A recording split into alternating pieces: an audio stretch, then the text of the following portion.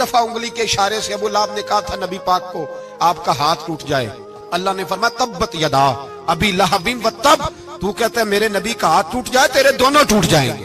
اور سنو ابو لہب کا حال کیا ہو۔ ابو لہب کا معنی ہے ابو لہب شولوں کا باپ، لہب شولوں والا۔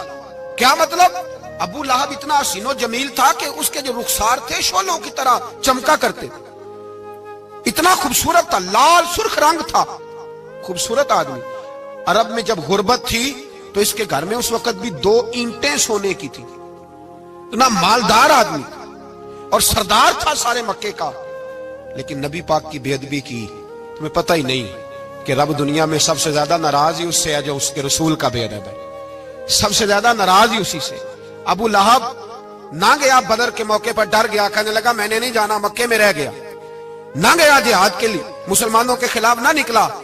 لوگوں نے بڑا اس کو لان تان کیا، لیکن کہنے لگا میرے خرچے پہ 4-5 بندے لے جاؤ، میں نہیں جاؤں گا، پیچھے رہ گیا۔ لوگ کہنے لگے بچ گیا، لیکن اس کے جسم کے اندر ایسی بیماری نکلی کہ ریشے سے بھر گیا سارا وجود، ریشے۔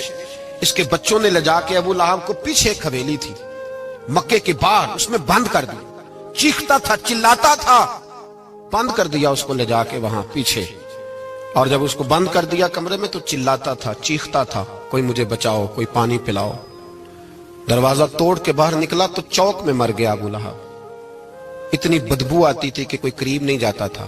چوک میں لاش پڑی تھی، یہ ہے میت کسی بے ادب کی، منہ دکھانے کے قابل نہیں، ان کے دشمن پہ لعنت خدا کی، رحم پانے کے قابل نہیں ہے۔ چوک میں لاش پڑی ہے، تبت یدا ابی لہب و تب، چوک میں پڑی ہوئی ہے، کوئی قریب نہیں جاتا۔ اس کے بیٹوں سے لوگ جا کے کہنے لگے تمہارا باپ تھا، شرم کرو۔ ایک ملازم کو پیسے دیے اس کے بیٹے نے، کہا گڑھا کھودو اور میرے باپ کو رسی کے ساتھ پکڑ کے اس میں پھینک دو۔ ایک گڑھا کھودا مکے کی گلی میں اور رسی کے ساتھ پکڑ کر، رسی کے ساتھ باندھ کر اس کی ٹانگ کو گھسیٹ کر اس گڑھے میں ڈال دیا، اوپر سے مٹی ڈال دی، بدبو کا وہ ڈھیر بند کر دیا۔ ابو لہب مکے کا سردار تھا، پر جانے کہاں مردود دفن ہے۔ لیکن میانی صاحب کے قبرستان میں جاؤ، میانی صاحب کے قبرستان میں وہ علم الدین جسے اپنا نام بھی نہیں لکھنا آتا تھا، ہزاروں لوگ روزانہ اس کی قبر پہ کھڑے ہوتے ہیں اور رسول اللہ کی نعتیں سناتے ہیں۔